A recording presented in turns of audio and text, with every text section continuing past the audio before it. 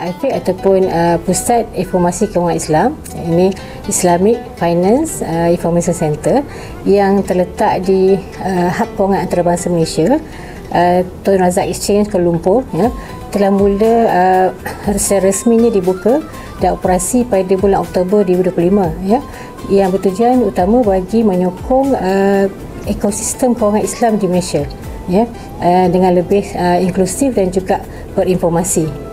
Dan inisiatif ini merupakan yang diterajui oleh Jabatan Agama Islam Wilayah Persuan Jawi, adalah selaras dengan Pelan Transformasi Al-Falah yang dipacu oleh Yang Berhormat Senator Datuk Haji Nawar Naim bin Haji Mohtar, Menteri di Jabatan Perdana Menteri Ahli Agama. IFIC dirumuskan dengan prinsip utama iaitu menampilkan identiti Islam dalam bentuk yang moden, elegan dan relevan dengan ekosistem kewangan masa kini.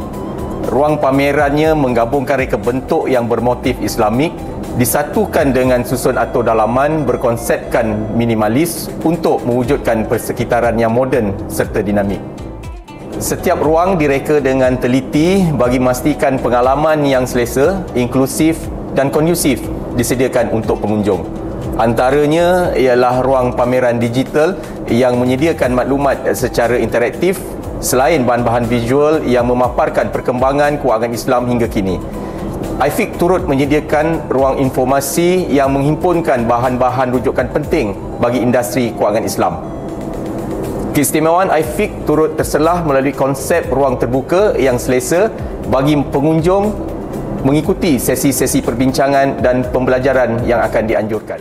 Inilah konsep reka bentuk IFIC, sebuah pusat rujukan yang moden, terbuka dan interaktif yang menghubungkan masyarakat dengan ilmu kewangan Islam.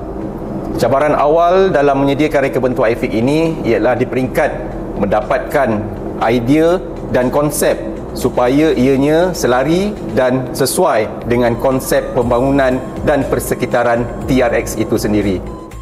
Islamic Financial Center di TRX, rakyat Malaysia keseluruhannya dapat mempelajari, mendalami ilmu pengetahuan mengenai kewangan Islam, dapat mempraktikkannya dalam kehidupan seharian dan memilih Islamic Finance dalam apa jua transaksi kewangan.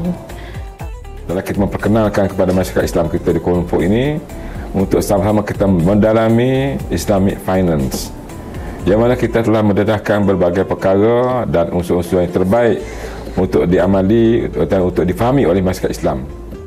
Tahniah kepada Urustia yang telah berjaya menyempurnakan pengujudan Islamic Finance Information Center yang diwujudkan di TRX.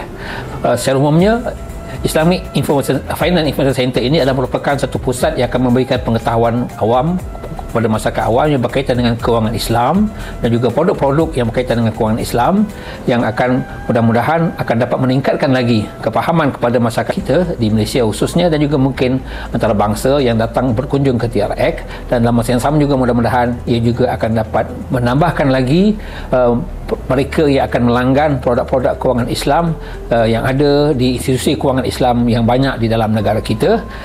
Mudah-mudahan juga ini juga akan dapat memberi kepahaman yang baik pada masyarakat.